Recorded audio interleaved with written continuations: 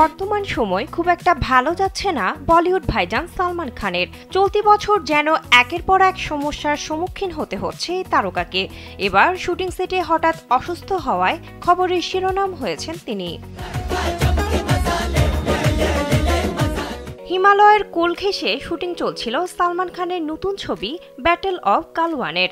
পাহাড়ি ঝড়ো হাওয়া, হাড় কাঁপানো ঠান্ডা আর শ্বাসরুদ্ধকর উচ্চতা সব মিলিয়ে যেন বাস্তব যুদ্ধক্ষেত্র। ঠিক সেই সময়ই ঘটে গেল অপ্রত্যাশিত ঘটনা।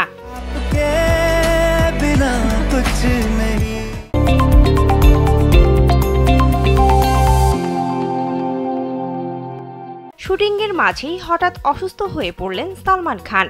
অক্সিজেনের ঘাটতি আর জমাট ঠান্ডার মধ্যে প্রাণপণ অ্যাকশন দৃশ্য করতে গিয়ে চোটও পান তিনি। ফলে মুহূর্তেই থমকে যায় পুরো শুটিং সেট।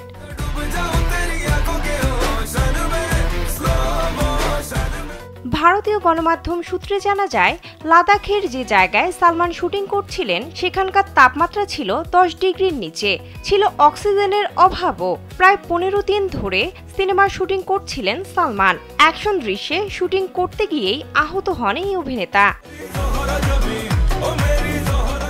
চিকিৎসকের কথায় সালমানের চোট খুব একটা গুরুতর নয়, তবে বিশ্রাম দরকার। এই মুহূর্তে মুম্বাইয়েই রয়েছেন এই অভিনেতা। বাড়িতেই বিশ্রাম নিচ্ছেন তিনি। সালমান একটু সুস্থ হলেই ফের মুম্বাইয়ে এই ছবির শুটিং শুরু হবে।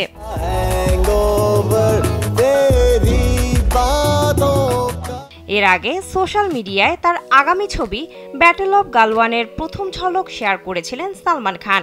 অপূর্ব লাখিয়ার পরিচালনায় এই সিনেমায় সালমানের পাশাপাশি অভিনয় করছেন অঙ্কুর ভাটিয়া, অভিলাষ চৌধুরী সহ আরও অনেকে।